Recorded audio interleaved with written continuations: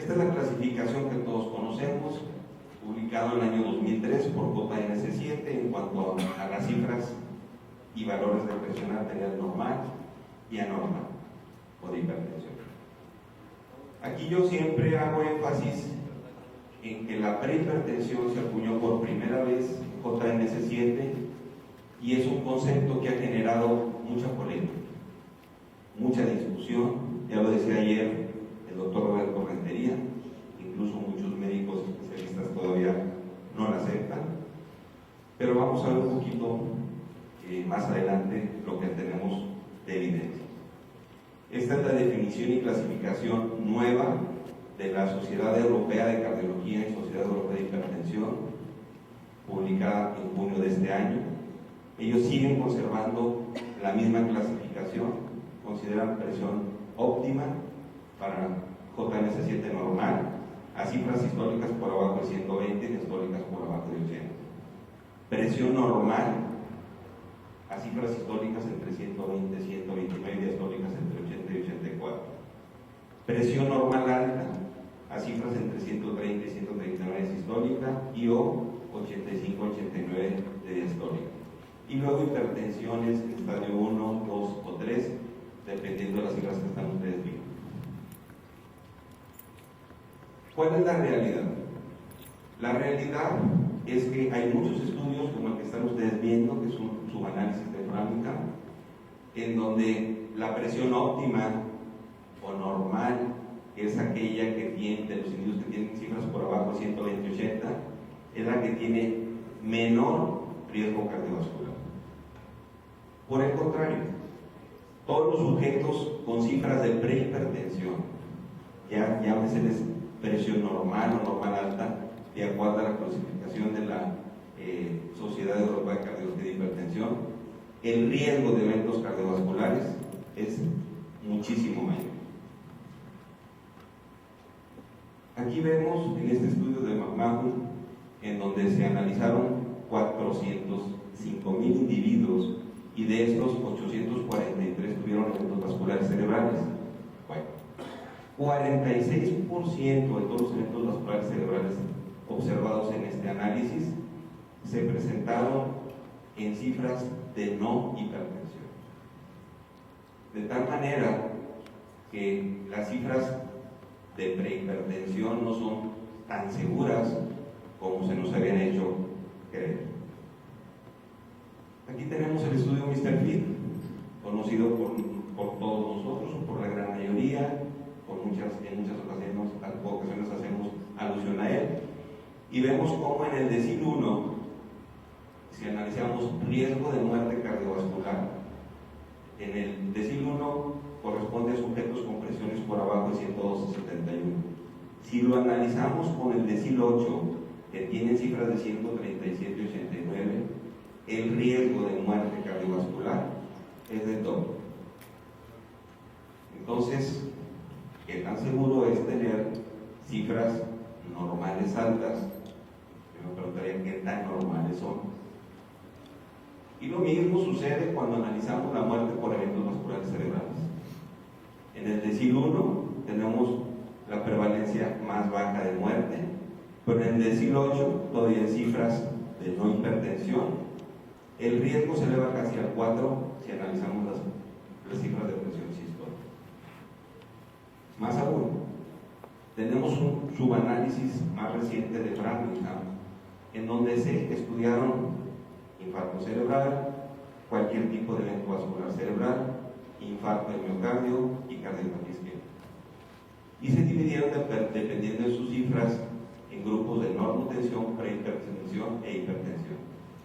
Pues a medida que las cifras son mayores en cualquiera de los grupos analizados, el número de eventos también se incrementa. De tal manera que la pregunta sería, bueno, prehipertensión, presión normal, normal alta. En lo particular, pienso que la definición de la Sociedad Europea de Hipertensión y Cardiología se presta confusión, porque cuando nosotros oímos que estas cifras se consideran normales o normales altas, pues como que no le preocupan a nadie. Si se consideran normales o normales altas, tal pareciera que no tiene uno que hacer nada. Cuando menos con estas evidencias lo que debemos de hacer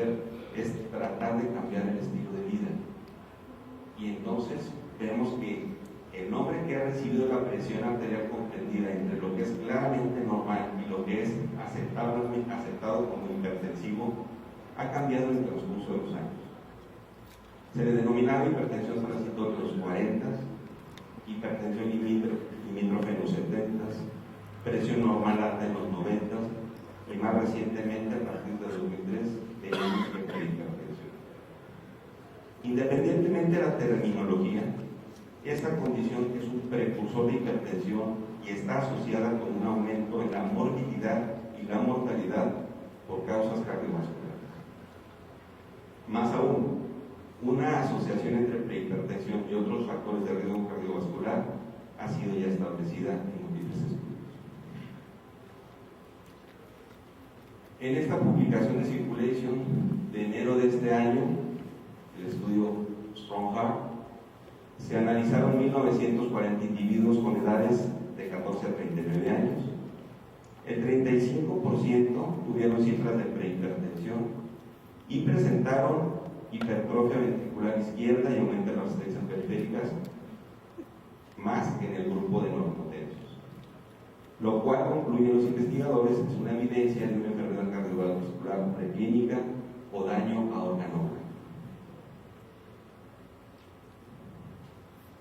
Hemos visto y vemos a diario en las presentaciones de temas de hipertensión, en la información que nos llevan al consultorio, que el riesgo cardiovascular empieza a nivel de cifras de 115-75 y que se duplica por cada incremento en 20 milímetros de mercurio en la sistólica y en la diastólica. Y que cifras de prehipertensión tienen el doble de riesgo de muerte cardiovascular. Entonces, realmente la prehipertensión es, con mucho, un tema muy interesante que creo que debemos ver con una objetividad de acuerdo a lo que ya se ha demostrado. Este estudio más reciente se publicó hace 4 meses. Women's Health incluyó más de 60,000 mujeres postmenopáusicas y nuevamente se analizó los eventos cardiovasculares dependiendo de las cifras de presión que tenían. Y vemos nuevamente que el grupo de prehipertensión y lógicamente de hipertensión tiene más eventos cardiovasculares que el grupo de presión normal. Cuando se hizo un subanálisis del estudio por etnias, vemos nosotros que tenemos mayor problema de eventos cardiovasculares en el grupo de prehipertensión en comparación con los negros y con la raza blanca, y que nada más nos ganan en ese sentido los asiáticos.